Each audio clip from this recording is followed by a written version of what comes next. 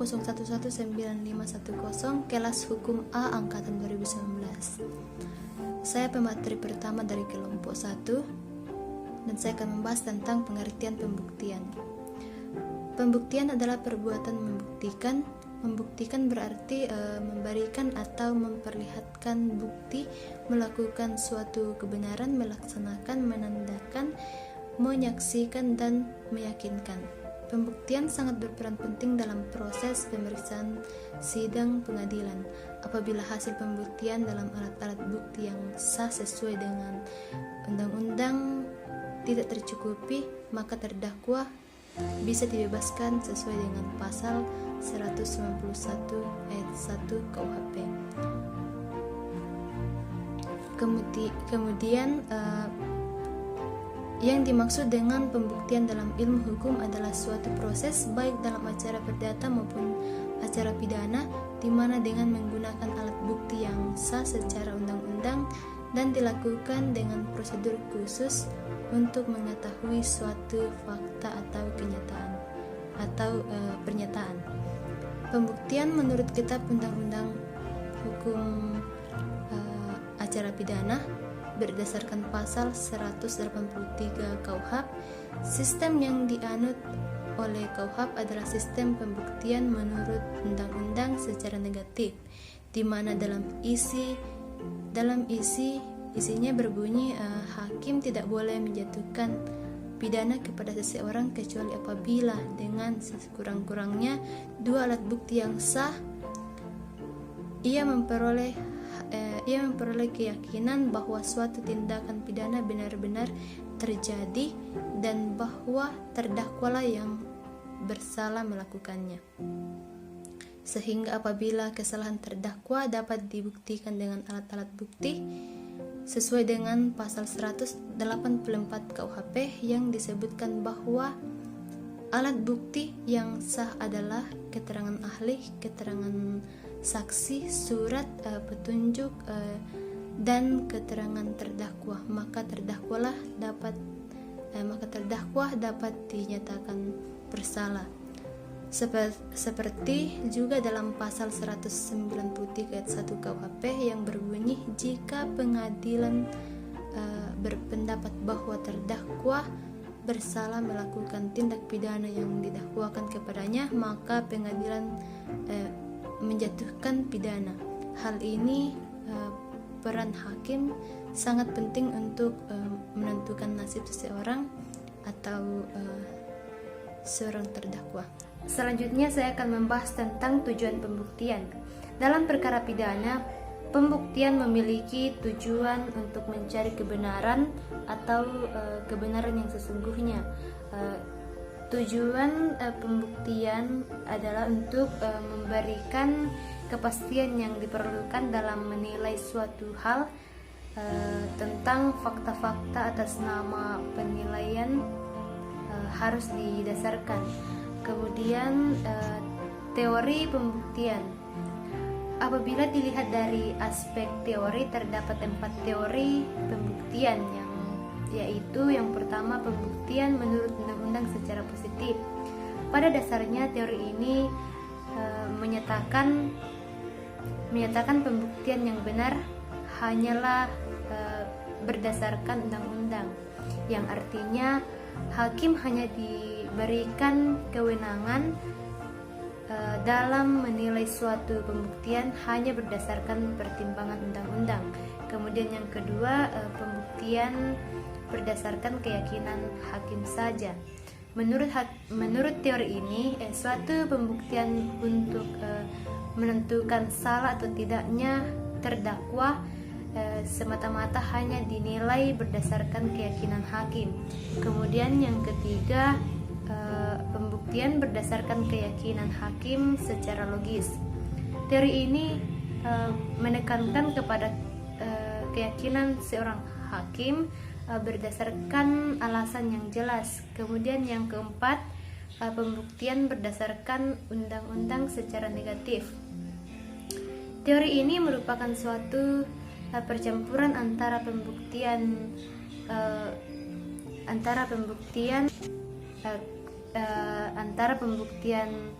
conviction reasoning dengan sistem pembuktian menurut undang-undang secara positif. Kemudian saya akan membahas tentang alat bukti dan barang bukti. Alat bukti ini dapat berupa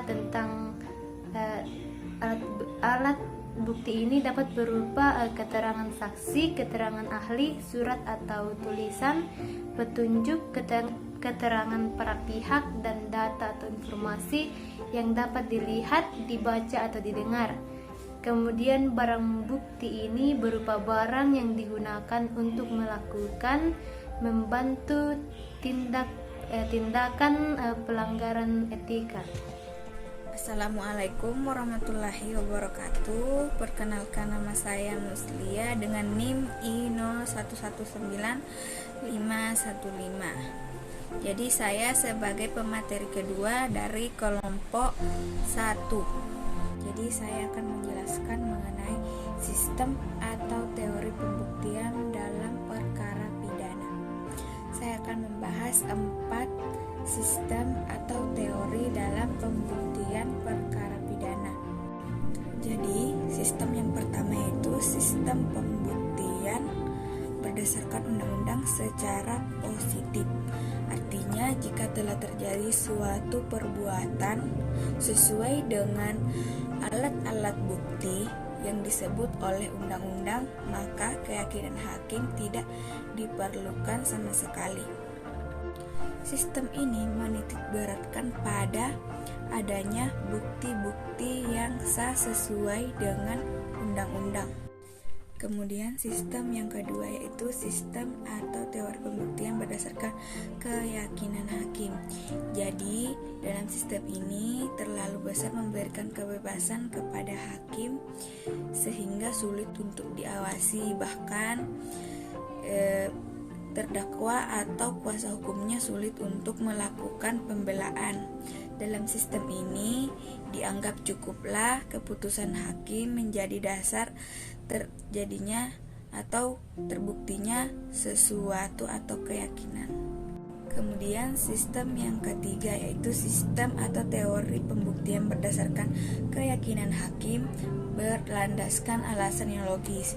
Jadi berbeda dengan poin yang ketiga, dalam sistem ini hakim dapat memutuskan bersalah atas keyakinannya, tetapi berlandaskan dengan aturan-aturan tertentu dalam pembuktian. Nah, kemudian sistem atau teori yang keempat yaitu sistem atau teori pembuktian berdasarkan undang-undang secara negatif. Jadi dalam pasal 183 KUHP dinyatakan bahwa pembuktian harus didasarkan kepada undang-undang atau KUHP, yaitu alat-alat bukti. Kemudian materi selanjutnya yaitu alat bukti apa saja yang diperlukan dalam perkara pidana. Jadi ada 5 alat bukti yang diperlukan dalam perkara pidana. Yang pertama itu keterangan saksi, yang kedua keterangan ahli, yang ketiga surat, yang keempat petunjuk, dan yang kelima keterangan terdakwa. Nah, kita akan menjelaskan satu persatu. Jadi yang pertama yaitu keterangan saksi. Menurut pasal 1 butir 27 KUHP, keterangan saksi yaitu perkara pidana yang berupa keterangan dari saksi mengenai suatu peristiwa pidana yang ia dengar sendiri atau ia lihat sendiri atau yang dia alami sendiri dengan menyebut alasan dari pengetahuannya itu. Kemudian yang kedua yaitu keterangan ahli. Menurut pasal 1 butir 28 KUHP, keterangan ahli adalah keterangan yang diberikan oleh seseorang yang memiliki keahlian khusus tentang hal yang diperlukan untuk membuat terang suatu perkara pidana guna kepentingan pemeriksaan dalam hal serta menurutkan cara yang diatur dalam undang-undang. Kemudian yang ketiga itu surat. Menurut pasal 187 KUHP, surat sebagaimana tersebut pada pasal 184 ayat 1 huruf C dibuat atas sumpah jabatan atau dikuatkan dengan sumpah adalah yang pertama itu berita acara dan surat lain dalam bentuk resmi yang dibuat oleh pejabat umum yang berwenang. Kemudian surat yang dibuat menurut ketentuan peraturan perundang-undangan. Kemudian surat keterangan dari seorang ahli dan surat lain yang hanya dapat berlaku jika ada hubungannya dengan isi dari alat pembuktian lain. Nah, yang keempat yaitu petunjuk. Menurut pasal 188 KUHP ayat 1, petunjuk merupakan perbuatan, kejadian, atau keadaan yang karena persesuaiannya baik antara yang satu dengan yang lainnya maupun dengan tindak pidana itu sendiri, menandakan bahwa terjadi suatu tindak pidana dan siapa pelakunya. Kemudian yang kelima yaitu keterangan dari terdakwa. Menurut pasal 189 ayat 1 KUHP, keterangan terdakwa ini dinyatakan di sidang tentang perbuatan yang dilakukan atau ia ketahui sendiri atau ia alami sendiri. Jadi dasar alat bukti keterangan terdakwa itu diatur dalam yaitu keterangan terdakwa pasal 184 huruf E dan pasal 189 KUHP. Kemudian pemeriksaan terdakwa itu pasal 1. Jadi materi selanjutnya itu apa kekuatan dari alat bukti dalam pembuktian. Jadi kekuatan alat bukti dapat membuktikan putusan pengadilan bahwa putusan itu benar sehingga si tersangka dinyatakan bersalah. Dalam penyelesaian perkara pidana, seseorang dianggap bersalah apabila sudah ada keputusan berkekuatan hukum tetap.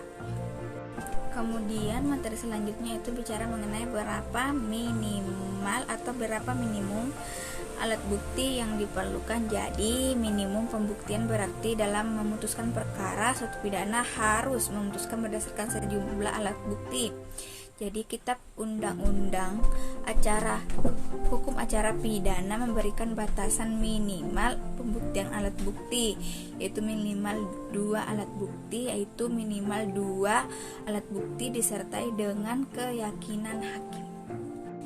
Jadi mahkamah menganggap syarat minimum 2 alat bukti dan pemeriksaan calon tersangka untuk transparansi dan perlindungan hak asasi seseorang agar sebelum seseorang ditetapkan sebagai tersangka telah dapat memberikan keterangan secara seimbang.